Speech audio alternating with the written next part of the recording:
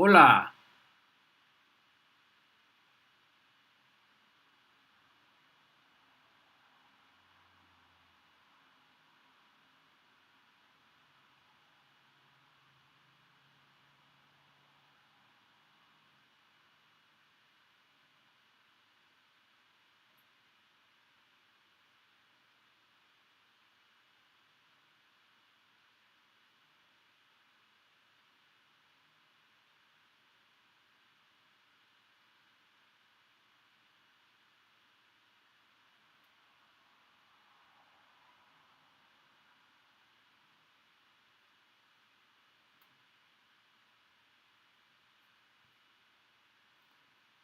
Do I need to delete a comment in one of my videos? I will do so.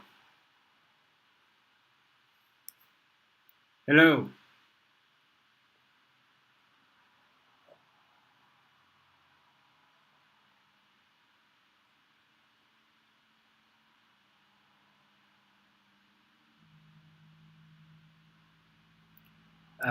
Let's see.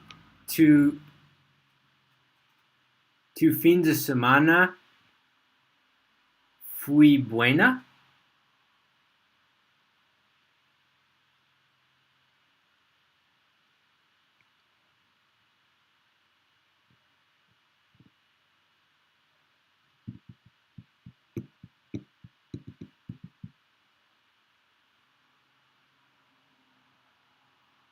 Oh no, it's no. Oh, I messed it up. It's fue buena.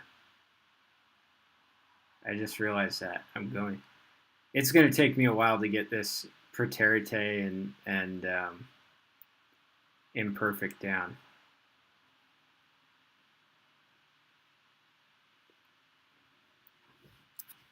I have too many verb conjugations floating around in my head right now. Okay.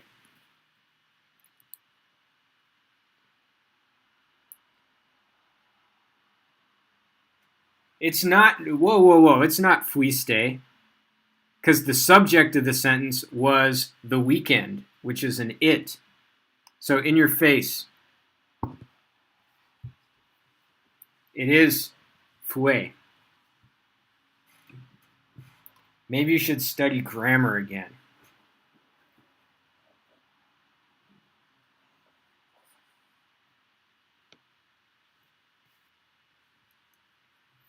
Okay.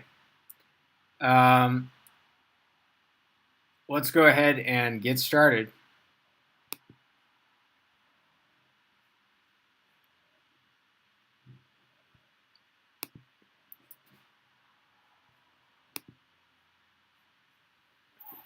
Yeah, that's right. You didn't hear the rest.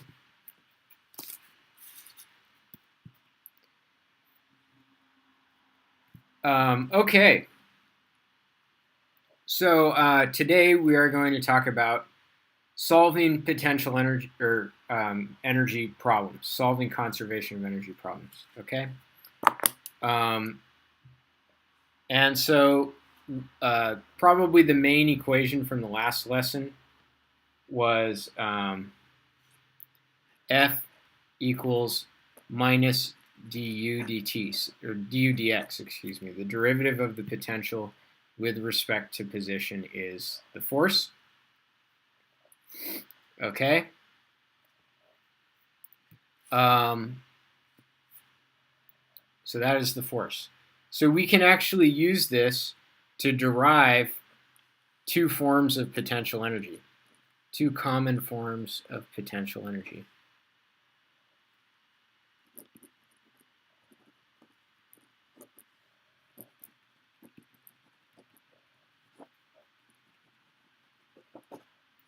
Okay, so one form of potential energy that we're going to use a lot is gravitational potential energy.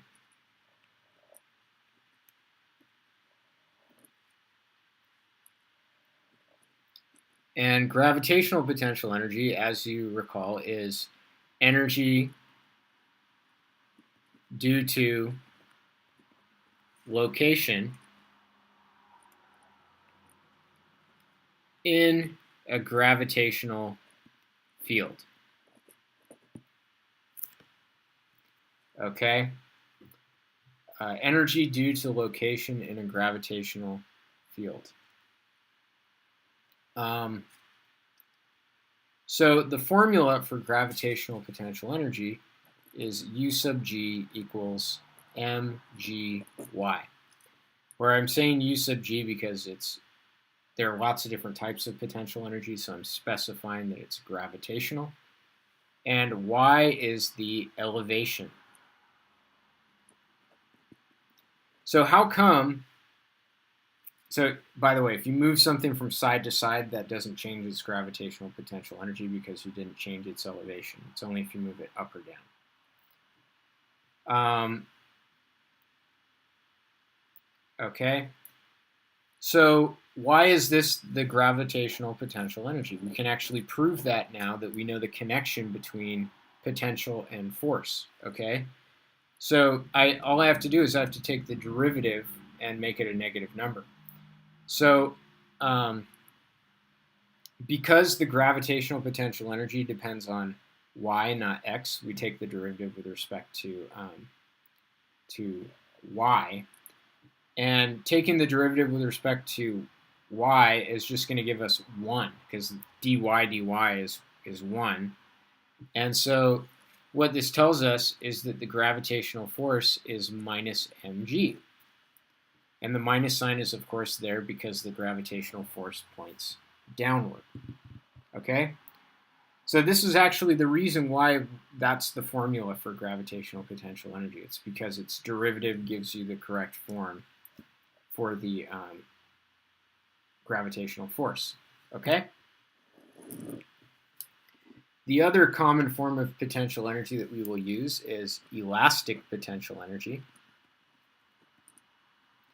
which is the energy stored in a stretched or a compressed elastic thing. Okay? And so I will denote elastic potential energy by U sub E. And the formula for elastic potential energy is 1/2 kx squared. So if you take the derivative of x squared, you get 2x. So negative the derivative of this is going to be minus kx, which is the formula for the elastic force. Okay? The minus sign is in there. I don't think I gave you the elastic force with the minus sign, but the minus sign is in there because the elastic force is oppositional. If you increase x, the force is going to be in the negative direction. Okay? So anyways, these are two forms of potential energy that you should know about. Okay? So we're going to do some examples of conservation of energy problems. Okay? So let's suppose that a 50 kilogram bungee jumper leaps off a bridge. And the leap is, I guess they just step off a bridge so that the initial velocity is 0. Okay? The bungee cord has stiffness. So recall stiffness is the K value, 250 newtons per meter. And length, 30 meters. So 30 meters is the natural length of the bungee cord.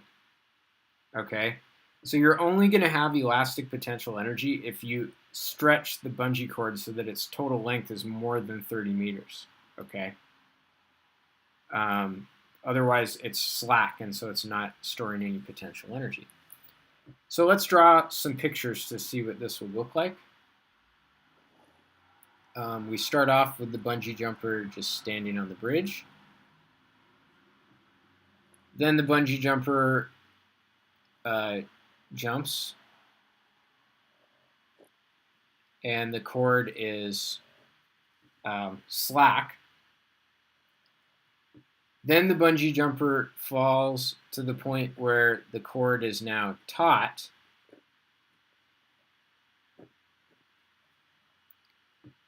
and then the cord gets stretched.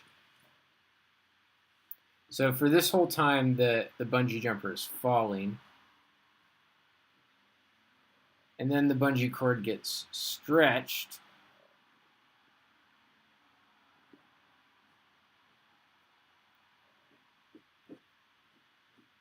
and what I would like to know is how far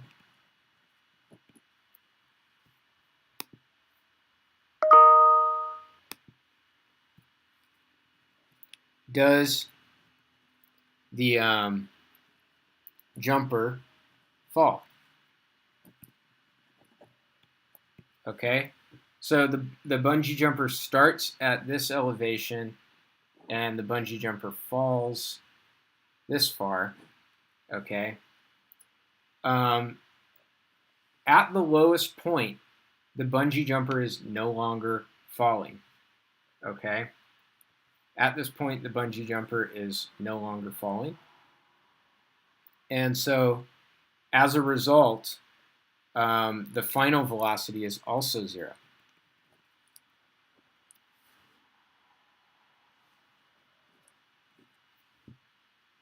Okay. So basically, kinetic energy is not going to even be a factor in this problem. Now, so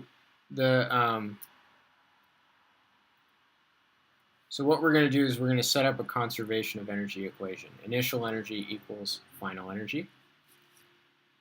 And one of the things about gravitational potential energy is you choose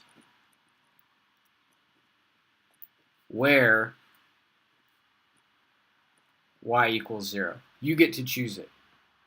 Okay?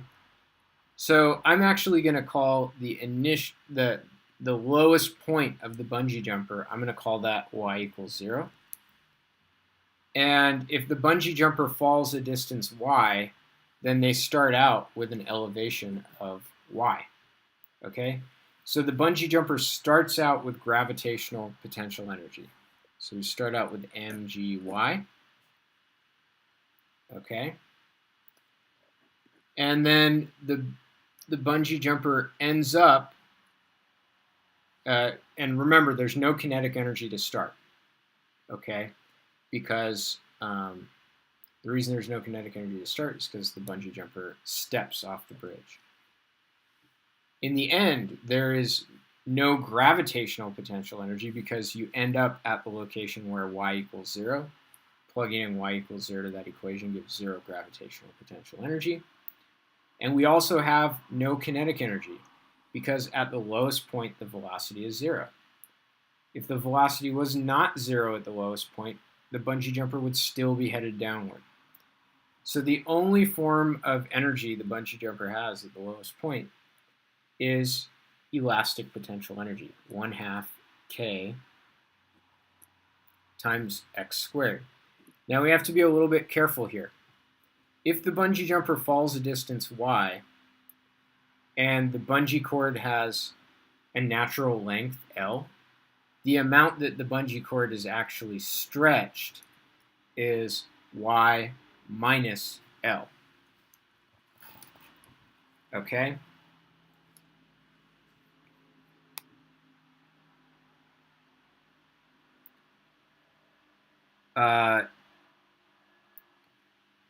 Well, so there's a question in the chat about, is the lowest point the end of the cord or something else?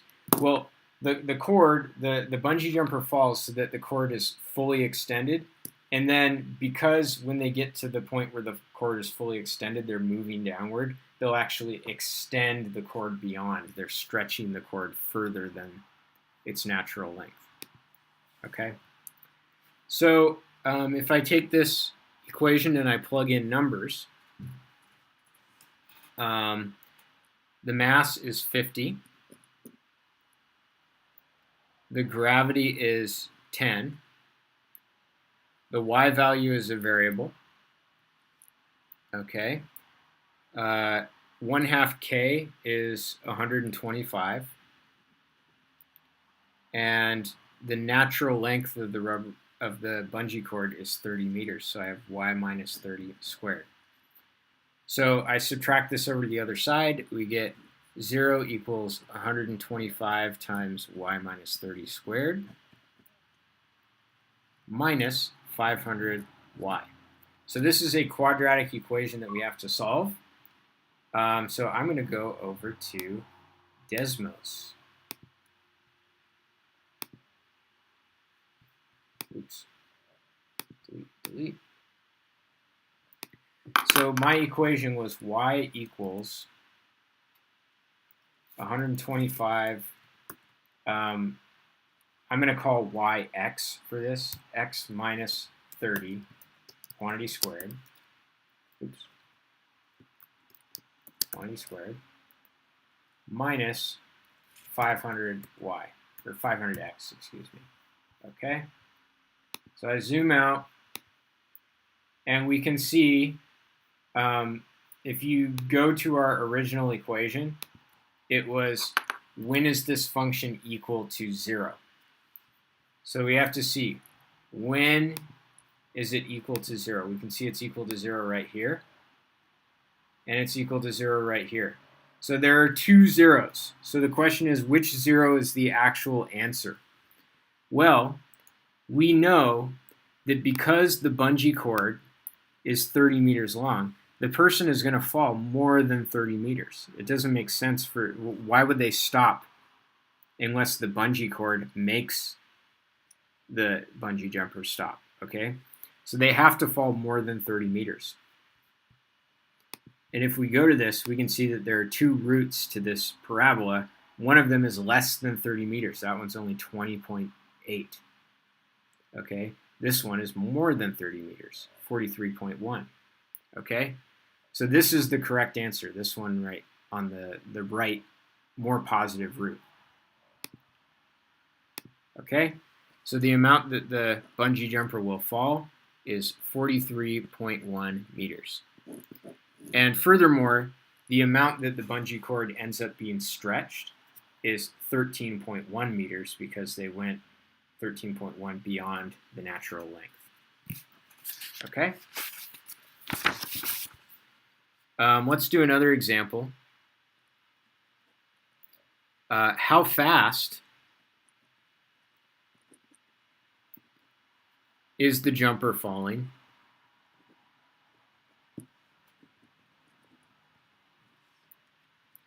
After falling 35 meters. So if we think about this problem, we know that the bungee jumper is going to go actually 43 meters down. So once they've only gone 35 meters down, they still have velocity. They're still headed downward. So we're going to have a final kinetic energy. Final kinetic energy is not equal to 0 because we haven't fallen the full way yet. Okay. The initial energy is gravitational potential. So we have 50 times 10 times, and again, calling the lowest point, or the point where we're considering, calling that y equals 0, then calling that y equals 0 would mean that the bungee jumper had an initial elevation of 35 meters. So that's the initial gravitational potential energy. We end up with kinetic energy because the bungee jumper is still falling. So 1/2 times m times v squared. Okay. And then we also have elastic potential energy, which is 1/2 k times the amount that the bungee cord is stretched, which would be 5 meters, because that's 35 is 5 meters beyond 30. And basically, we would take this and we would solve for the velocity. Okay? So that's how that works.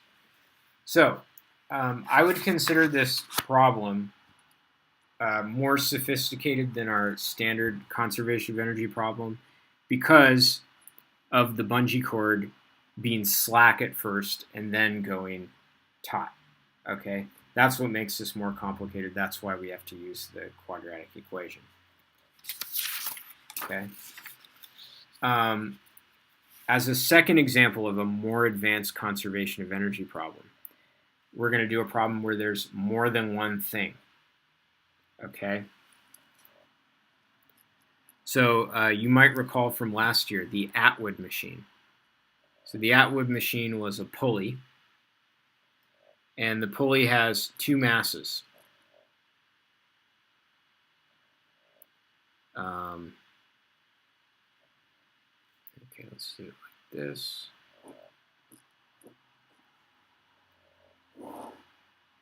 Here's the ground. This is a 10 kilogram mass. This is a 5 kilogram mass. The two masses are connected by a rope that goes over the top of the pulley. Okay. So as it stands, the 10 kilogram mass is going to fall and the 5 kilogram is going to rise, and then the 10 kilogram will hit the ground. Okay. But we're going to throw a wrench into this by adding a spring that connects to the 5 kilogram mass. Okay. The spring has a stiffness of 120 newtons per meter. Okay. And it has an initial extension of 0 meters. Okay. The system has an initial velocity of 0. Okay. Now what's going to happen is the 10 kilogram mass will fall. Okay. I'm going to redraw this.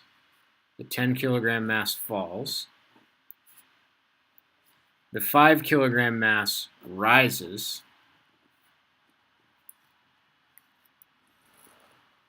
And the rubber band or the spring or whatever gets stretched. Okay? So what we would like to know is, again, how far does it fall? What is this distance right here? How far does the 10 kilogram mass fall? Or alternatively, we could think about it as how far does the 5 kilogram mass rise? At the lowest point,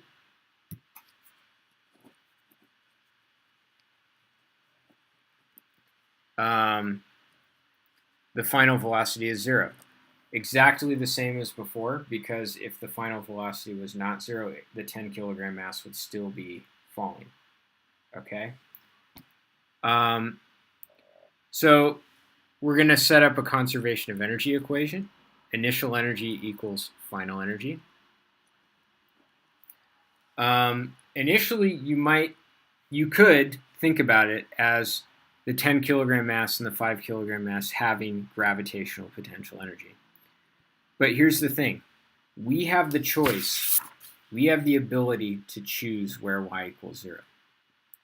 Furthermore, we have the ability to choose where y equals 0 for each mass separately. So I'm going to say that the 10 kilogram mass starts at y equals 0. And I'm going to say that the 5 kilogram mass also starts at its own y equals 0. Okay? So we have, because they both start at y equals 0 for their own respective coordinate systems, there's no gravitational potential energy to start. Okay? And furthermore, there's no elastic potential energy because it starts out unstretched. And furthermore, there's no kinetic energy because it started out at rest. So there's no energy to start. In the end, so if the 10 kilogram mass drops a distance y, then the 5 kilogram mass rises a distance y. So the 5 kilogram mass is going to have a gravitational potential energy given by 5 times 10 times y. The 10 kilogram mass is going to have actually negative gravitational potential energy because it drops below its initial elevation. Okay? So it's completely possible to have negative gravitational potential energy if you go below where you started. Okay? So it has a gravitational potential energy of 10 times negative y. Okay? And then if the 5 kilogram mass rises a distance y, then the spring gets stretched by a distance y. So the elastic potential energy is 1/2 k, which is 120, times x times y squared. All right, so simplifying this a little bit gives, this is 50 minus 100y, so that's negative 50y. This is going to be 60y squared. Divide both sides by y. Add the 50 to the other side. You get y equals 5/6 of a meter. So that's how far the 5 kilogram mass will drop. That's how far the 10 kilogram mass will rise. Okay? Let's do another example.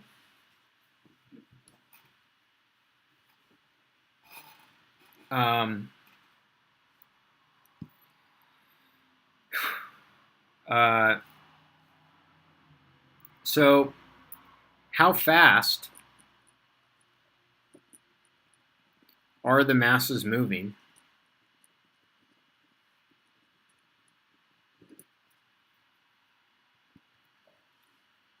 after the 10 kilogram mass falls 0.5 meters? Okay.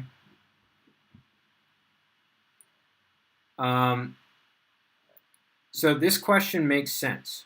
The reason is that the mass is going to fall 5/6 of a meter, which is more than half a meter. Okay, so it makes sense to ask this question. If I had asked a question like, how fast are the masses moving after the 10 kilogram mass falls 1 meter, that does not make sense because it doesn't fall 1 meter. So this question only makes sense if you ask the right distance. Okay, so in this case, because it hasn't reached the lowest spot yet, the final velocity is not equal to 0. Okay, and furthermore, oh, here comes the sneeze. Oh, that was kind of a sneeze yawn. That was weird. All right. The other thing I wanted to say about these two masses is that they are both going to be moving at the same speed, because if the 5 kilogram mass rose up 1 meter in 1 second, then the 10 kilogram mass dropped by 1 meter in 1 second. So they have the same speed, same distance over time. However, they have opposite velocities because one is going up and one is going down. Okay, so writing my conservation of energy equation, I start out with 0 energy. Okay, I end up with the 5 kilogram mass rising up by 0.5 meters. So I have 5 times 10 times 0.5. The 10 kilogram mass drops 0.5 meters, so I have plus 10 times negative 0.5. Because the 5 kilogram mass rose by half a meter, I get half a meter's worth of elastic potential energy. So I have 1/2 times k times x squared. And then I have the kinetic energy terms. So both of these masses have kinetic energy because they're both moving. So the kinetic energy of the 5 kilogram mass would be 1/2 times 5 times v squared. And the kinetic energy of the 10 kilogram mass is 1/2 times 10 times negative v squared. But because kinetic energy depends on the velocity squared, we square that negative, it becomes a positive. So the 10 kilogram mass also has a positive kinetic energy. Okay? So hopefully you can see that we can collect these two terms, subtract this part over to the other side, and then solve for the velocity. So I'm not going to show those steps because I think they're relatively trivial. So what is the purpose of this question? Why did I choose to do this question as an example? Because this shows you how to do energy problems where there's multiple things that are carrying energy. So each thing can have its own potential energy and kinetic energy, and you have to add those terms in. Okay? We will do one last example. Okay? This example is with an inclined plane. The inclined plane makes an angle of 50 degrees with the horizontal. There is a spring of stiffness at the bottom of the incline. There is a spring of stiffness 60 newtons per meter, and it starts out compressed.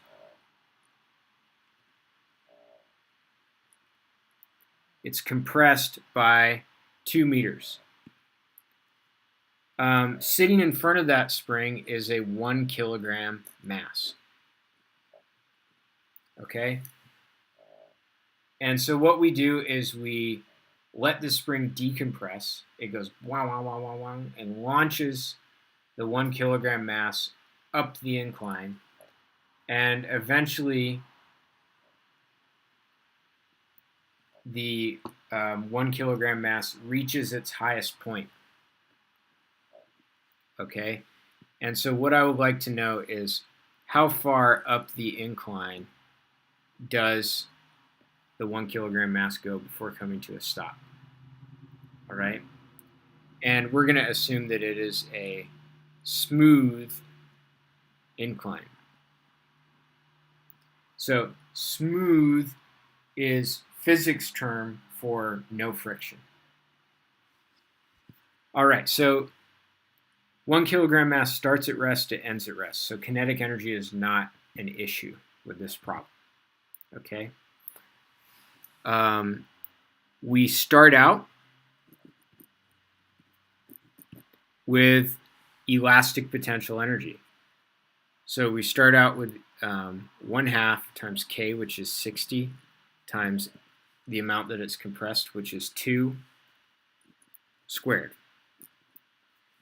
We end up with gravitational potential energy, which is M, 1, times G, which is 10, times Y. Now, we have to be careful here because Y is not the distance that it travels up the incline. Y is the change in elevation. So if you traveled a distance x up an incline, okay, and that incline makes an angle of 50 degrees, then the y value is not equal to the x value because the amount that it travels diagonally is the hypotenuse, and the vertical leg is how far it changed elevations. So we can see from this triangle that y equals x sine of 50 degrees. Okay? So the amount of gravitational potential energy it ends up with is x sine of 50 degrees, like so. So we can solve for x, which is the diagonal distance that it travels.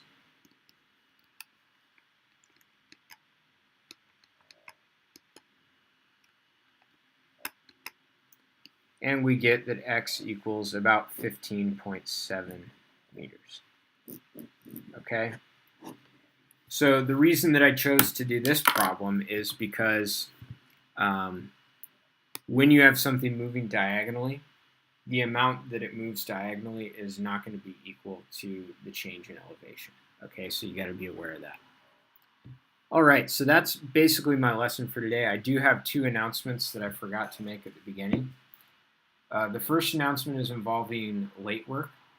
So the first triad ended on Friday, and some of you have some missing assignments. If you submit a missing assignment, I will not know to look at it unless you send me a message. And I would like you to send me a message via Canvas. Don't send me a remind message. Don't send me an email. Don't send me a Facebook message. I've actually gotten a Facebook message about grades before. That was pretty funny. It went into my spam folder, and so I never saw it. Like a year later, I saw this message from a student that said, "Hey, can you round my grade?" and I didn't round his grade because I didn't see it for a year after. Okay, send me a Canvas message. Tell me what the assignment you turned in is. Okay, and send that message by 2:30 today. All right. And at 2:30, I'm going to start going through those messages, and I'm just going to plod through them and do all the grading stuff that I have to do. Okay? The second announcement I have is we are going to have a midterm. The midterm is going to appear on Wednesday, and you must complete it by the following Wednesday. Once you start the midterm, I will give you 200 minutes to do the midterm. 200 minutes is a really long time. That's 3 hours and 20 minutes. That's like the same length as Lord of the Rings: Return of the King, the film. I don't expect it that it's going to take you anywhere near that long. The reason I'm giving you that much time is because you might want to take a break. You might have internet issues where you get kicked off the internet. So, you're going to get one attempt. It's going to cover everything up through forces. It's open notes. My expectation is that it's your work. So you're not working collaboratively on this. I have no way of checking that. So it is what it is, but that's my expectation. Okay? So those are my 2 announcements. You can ask me questions about any of that during the Zoom room today. So I will see you